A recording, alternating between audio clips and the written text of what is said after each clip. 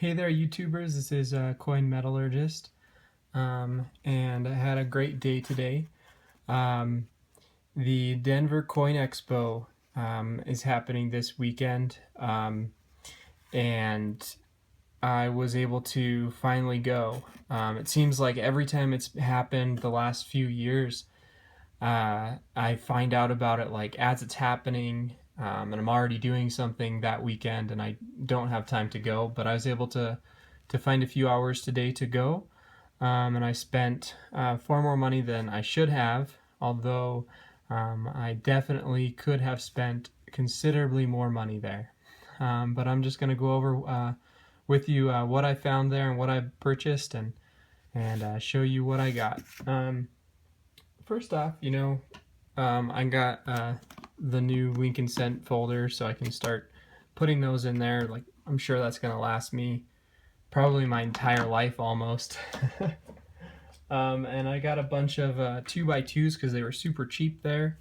For some reason, they're a lot more expensive on the internet than they are there at the coin show. Go over the coins here that I got. Recently, I've been working on Indian head cents, buffalo nickels, and Liberty nickels, the V nickels. So I've purchased quite a few of those. Let's show you what I got here. I got a 27D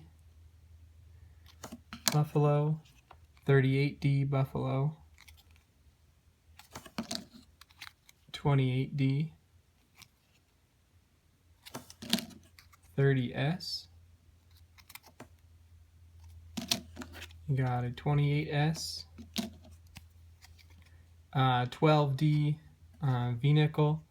I actually had purchased one of these off eBay one time, but they sent me a 1912 non-D on accident, and they were supposed to send me the 12D and they never did, so I just went ahead and bought another one. 25S and a 1919. And then these I think are 35S,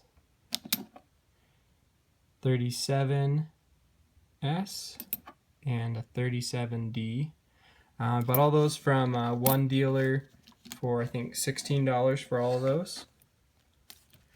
And then I bought what I spent a lot of money on was a few proof and mint sets. So I got the United States Bicentennial Silver Uncirculated set. This is from 1976. And there it is. Paid $14 for that. In buying these sets, I have written down the cheapest price I've seen on eBay for a lot of these different sets, and I make sure that I don't pay more than that. So I paid $14 for that. I have seen that on eBay for $13.75 before, but every time I look since I saw that price, I haven't seen it that cheap again. I got a 1971 Eisenhower Blue Ike. So this is the uncirculated silver dollar.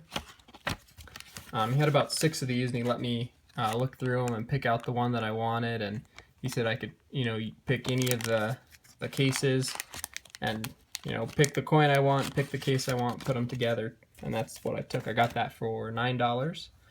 I got 3 silver proof sets, 2005, 2006, and 2007. I'll show you one of these, and then I'll show you one thing on the 2007 that wasn't ideal, but wasn't the worst. So we got the quarters. These are the silver quarters. And then we have the rest of the coins from the year. The dime and the $50 are also silver in here.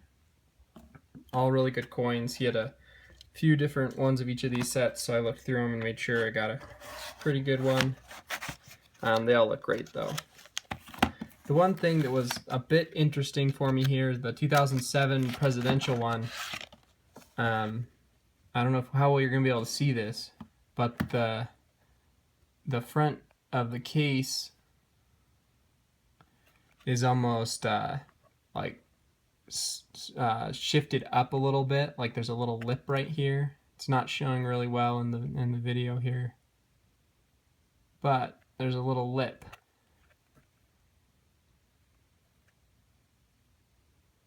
so it's almost shifted up, but not a huge deal. I still bought it. He only had one of the 2007, otherwise I probably would have picked a different one, but that's all right, no problem. And so I paid, I think $27 for each of these, and then I paid $32 for the 2007, which, when you think about it, is exactly the difference in face value by adding those quarters. I also got the Proof 3-piece set from 1976. This one I did pay $19 for this one. Pretty good coins. It's a little bit cheaper than the best price I've seen on eBay, so wasn't too worried about that. Got a